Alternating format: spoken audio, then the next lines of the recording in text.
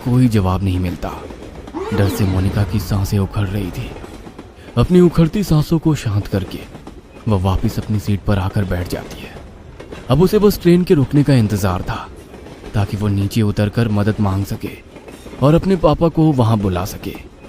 इसी तरह 10 मिनट और बीत जाते हैं। अचानक ट्रेन की स्पीड कम होने लगती है। ट्रेन की स्पीड को कम होते देखकर मोनिका की जान में जान आने लगती है। कुछ ही मिनटों में ट्रेन किसी स्टेशन पर आकर रुक जाती है। बाहर घना अंधेरा छाया था। स्टेशन पर कहीं भी उजाला नहीं दिख रहा था। मोनिका ने खिड़की से झांककर बाहर देखा तो प्लेटफॉर्म पर एक भी इंसान नहीं था। अब तो मोनिका को और भी डर लगने लगा था। उसने जल्दी से अपना मोबाइल निकाला और फिर से पापा को फोन मिला दिया। पापा, ट्रेन किसी स्टेशन पर रुकी है, लेकिन ये कौन सा स्टेशन है कुछ समझ नहीं आ रहा। बाहर सिर्फ अंधेरा ही अंधेरा दिखाई दे रहा है। प्लेटफॉर्म पर भी कोई आदमी नहीं दिख रहा है। मैं क्या करूं? बेटा, एक बार मैप में अपनी लाइव लोकेशन चेक करो, तुम्हें पता चल जाएगा कि अभी तुम्हारी ट्रेन कहां पर है। मोनिका अपनी लोकेशन चेक करती है तो पता चलता है कि वो किसी अनजान जगह पर है जिसे जीपीएस भी ट्रैक नहीं कर पा रहा था। मोनिका फिर अपने पापा को फोन लगाती है। पापा, ये सब क्या हो रहा है मेरे साथ? इस जगह को जीपीएस भी ट्रैक नहीं कर पा रहा है। मैं कहाँ जाऊं? आप आ जाओ पापा, मुझे बहुत डर लग रहा है। अचानक सिग्नल कटने के कारण कॉल डिस्कनेक्ट हो जाता है।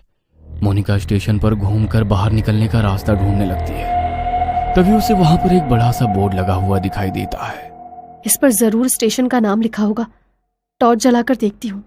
जैसे ही वो टॉर्च की रोशनी में बोर्ड की ओर देखती है, उसके शरीर में कपकपी सी होने लगती है। वह बोर्ड पूरी तरह से खून से लथपथ था और उस पर से अभी भी खून की बूंदें टपक रही थी।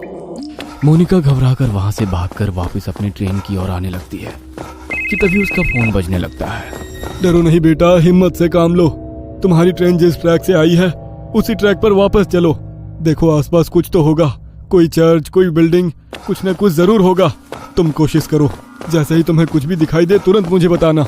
मैं भी पुलिस से मदद मांगने की कोशिश कर रहा हूँ।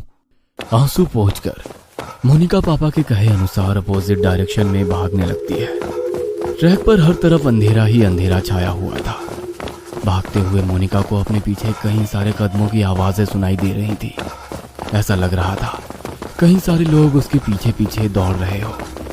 मोनिका घबराकर अपने पीछे की ओर देखती है, लेकिन पीछे सन्नाटे के सिवा कुछ भी नहीं था। मोनिका पूरी ताकत लगाकर दौड़ती ही जा रही थी। अचानक ही उसके कानों में किसी की आवाज सुनाई देती है। ऐसा लग रहा था कोई गुस्से में उसका नाम पुकार रहा हो। मोनिका अब इतना